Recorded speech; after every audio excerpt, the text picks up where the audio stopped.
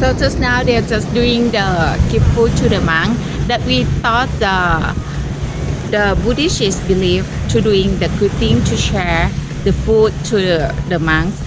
That we believe on the Buddhist people. They believe for after you're passing away, you're gonna get like the reincarnation, come to get birth again.